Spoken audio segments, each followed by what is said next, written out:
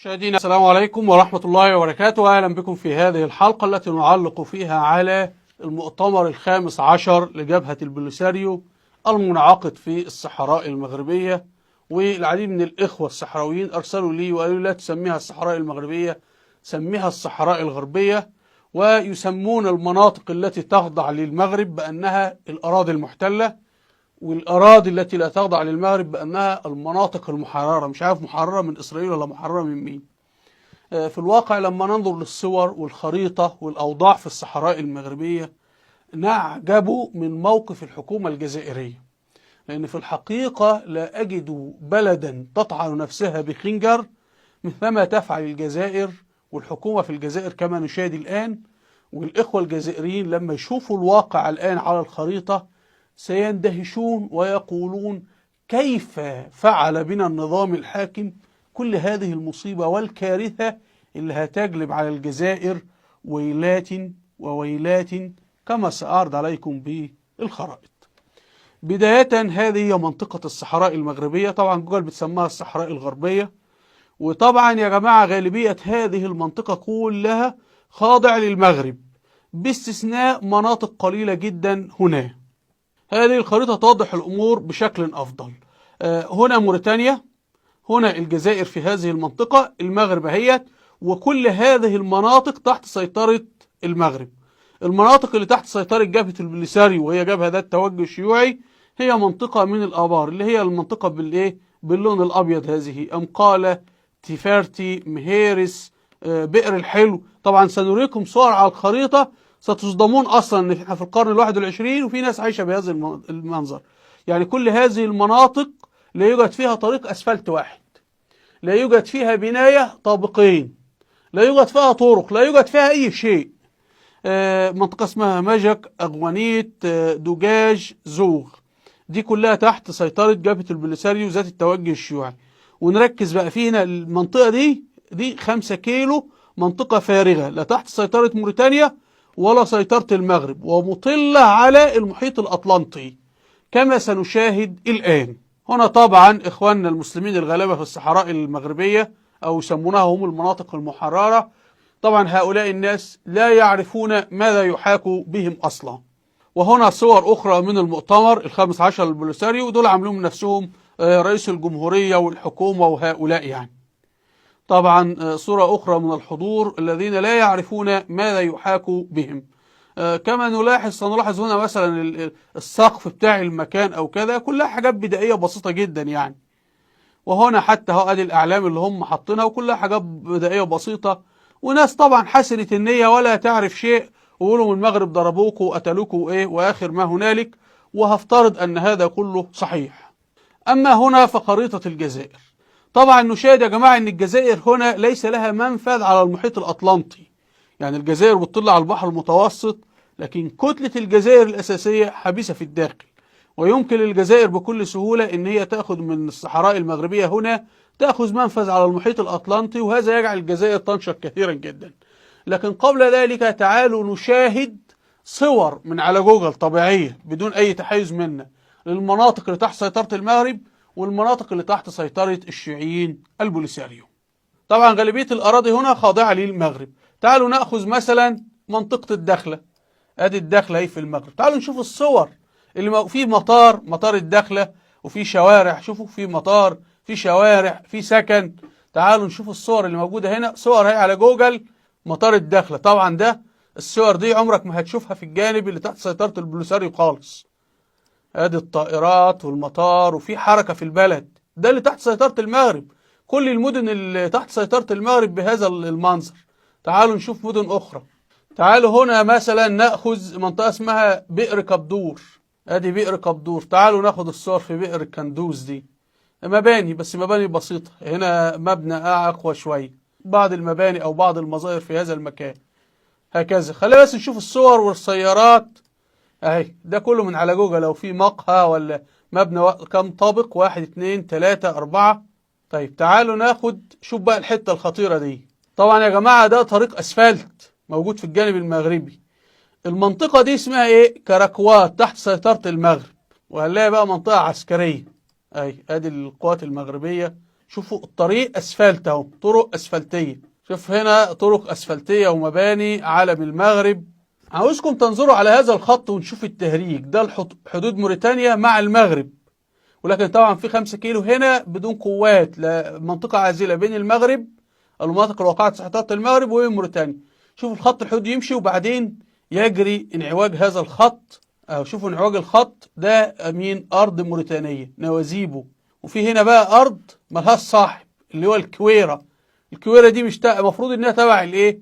اهي ما فيهاش حاجه. ادي الكويره يا سيدي، ادي المنطقه. شوف المنطقه عامله ازاي، لا حد ساكنها ولا حد مستفيد منها ولا اي حاجه. وجات المغرب تاخذها، راحوا بتوع البوليساريو اعترضوا الى اخر ما هنالك، والامم المتحده يعني تركينها كخازوق بين البلدين. تعالوا نذهب الى مدينه اخرى، مدينه العيون اللي هي عاصمه الصحراء المغربيه. شوف بقى الصور في العيون، ادي الصور، المباني. شوف في بلد، شوف الاسفلت، الطرق، ادي الطرق واسعه ازاي، ادي البلد. شوف كل ده موجود في المناطق اللي تحت سيطره المغرب. في بنيه تحتيه يا جماعه. تعالوا نذهب الى منطقه السماره تحت سيطره المغرب، وادي الصور اللي موجوده اهي. في بنيه تحتيه، في مباني الى حد ما، في يعني ادي في مسجد اهوت، في يعني في حتى في اسفلت، في رصيف، ودي في منطقه داخليه جدا. ادي الصور اي، ما جبناش حاجه من عندنا. ادي المسجد، ودي في مناطق صحراويه.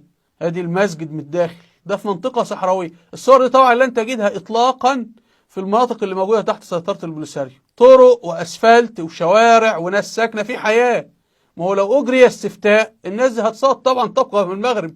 الناس دي تنهبل في عليها عاشت. شوفوا يعني حتى انت اهو، في حتى مطار هنا اهو، وفي شوارع وفي رسوم وفي مستشفى وفي مقهى وفيه الملعب وفيه رواق كذا ومركز تسوق ومسجد. تعال بقى نروح للمناطق اللي تحت سيطرة البوليساريو عشان اوريك ازاي بيجري اللعب بالبسطاء في هذه الصحراء. البوليساريو عملت المطار بتاعتها في منطقة اسمها تيفارتي. ادي تيفارتي يا سيدي، ادي الصور من تيفارتي. ادي الصور من تيفارتي اهي. شايفين حاجة؟ في اثر لاي مباني خيام اهو في القرن 21 اهي. ادي اللي موجود، عربيات واقفة، مفيش مبنى. ادي قوات البوليساريو ودي المياه. فين التعمير؟ فين المباني؟ فيش اي حاجة، كلها خيام وشوية حاجات. ادي يا عم تيفارتي، المنطقة اللي عقد فيها المؤتمر بتاعهم اهو. ايه انت عاوز تعمل ايه؟ فين الدولة اللي انتوا بتقولوا عليه؟ وفي حد يعمل دولة في مكان مثل هذا يا جماعة؟ هتروح على طول بصراحة، هتروح فرنسا تدي $1,000,000 لكل واحد في الوزير في الحكومة بتاعتها وتعمل لها قاعدة عسكرية هناك وخلاص يا جماعة. اهو ادي تيفارتي يا سيدي، المنطقة اللي عقدوا فيها المؤتمر. تعالوا تاخدوا بئر الحلوة. ادي بئر الحلوة يا سيدي، ادي الصور. في حاجة؟ مفيش حاجة. خش على المحيبس ولا اللي مش عارف ايه، ما في حاجة اهي. ادخل انت واعمل جولة وشوف الخريطة. العجيب في الأمر هو موقف الحكومات الجزائرية المتعاقبة، والتي تقول إنها بتسلح وتدعم جبهة البوليساريو إلى آخره، تحت زعم أنها بذلك تساعد حق تقرير المصير وتصفية الاستعمار إلى آخر ما هنالك. طبعا ما فيش حاجة اسمها حق تقرير المصير في الإسلام، والاتحاد الأوروبي لم يقبل به في حالة إسبانيا لما إقليم كاتالونيا أراد أن ينفصل، ولما الولايات الجنوبية في أمريكا أرادت تنفصل حصل حرب أهلية في أمريكا ولم يسمحوا بشيء اسمه حق تقرير المصير.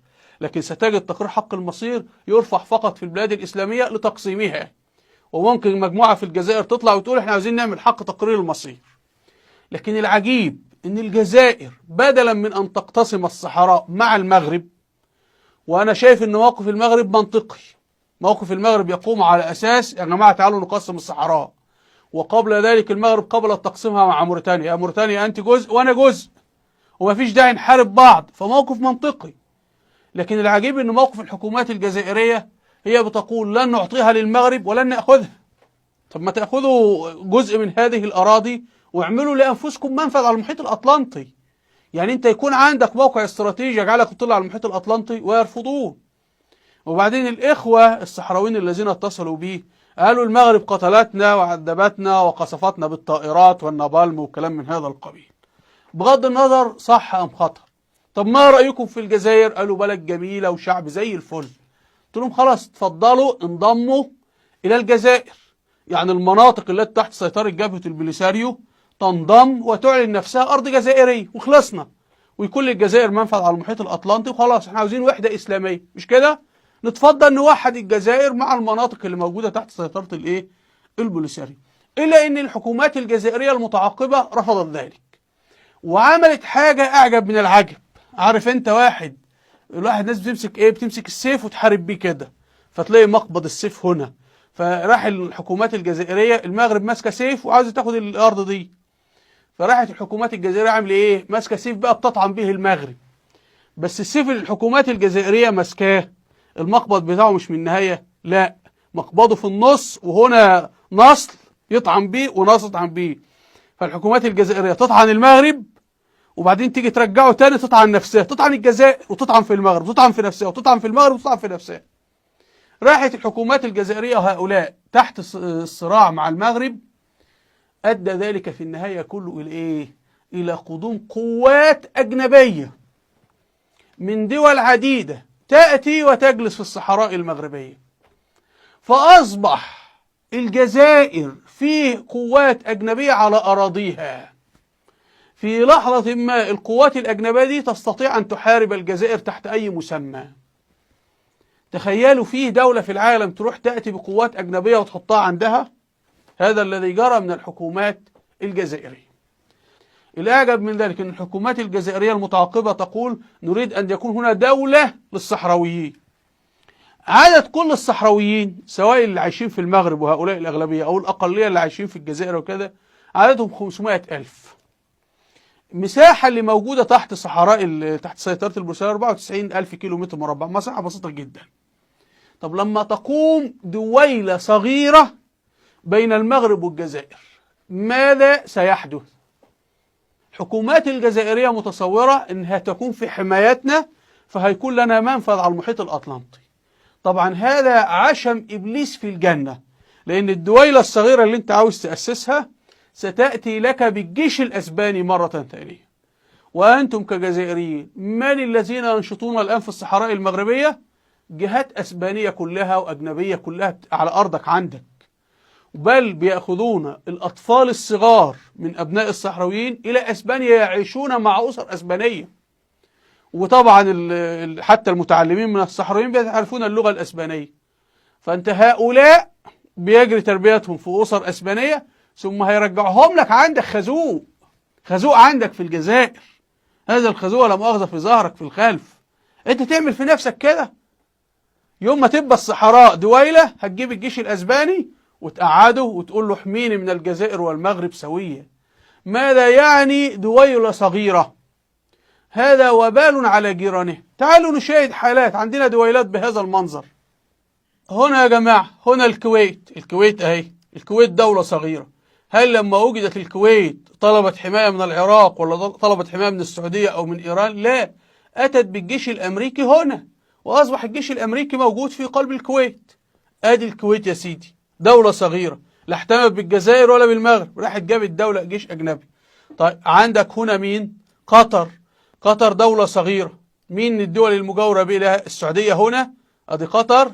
إيران هنا، لا احتمت بإيران ولا بالسعودية، أتت بالجيش الأمريكي، قاعدة العديد في هناك. طيب بجوار قطر مين؟ جزيرة البحرين، دولة البحرين دولة صغيرة لم تحتمي بجيرانها لا بقطر ولا بالسعودية، أتت بالأسطول الخامس الأمريكي وجلس عندها. تعال جيبوتي، هنا جيبوتي دولة صغيرة. ماذا فعلت جيبوتي؟ لم تحتمي لا بالصومال ولا بإثيوبيا ولا باليمن، إنما أتت بقاعدة فرنسية، قوات فرنسية وقوات أمريكية وقوات صينية. وهذا الذي سوف يجري في الصحراء المغربية، إن اللي هيجرى إنها لن تحتمي بالجزائر ولا بالمغرب، هتجيب لك جيش من أسبانيا يجلس كخنجر في ظهرك في الجزائر وفي ظهر المغرب. فبالتالي موقف الحكومات الجزائرية غير مفهوم، هو ضد الأمن القومي الجزائري. أرجو أن الحكومة الجزائرية والرئيس عبد المجيد تبون يتنبه لهذا الخطر ويجري ضم هذه الأرض للجزائر. تاخذ الأمور، يعني المفروض يعقد مجلس ويخطط كيف ان احنا المناطق المحررة نضمها باسلوب سياسي دبلوماسي وتصبح ارضا جزائرية، ونتفق مع المغرب ونغلق هذا الملف، ولا نترك لا اسبانيا ولا فرنسا ولا قوات اجنبية تأتي، لانها في وقت ما ستحارب الجزائر وتحارب المغرب. ارجو مشاهدينا ان تكون الصورة قد وضحت، وارجو منكم الاشتراك في القناة بالضغط على هذا الزر، ومن يرغب في التواصل معي رابط صفحاتي على الفيسبوك وتويتر اسفل الفيديو. اسفل الفيديو رابط اهم الكتب المسموعه على اليوتيوب في مجال التاريخ، ارجو ان تسمعوها لاهميتها.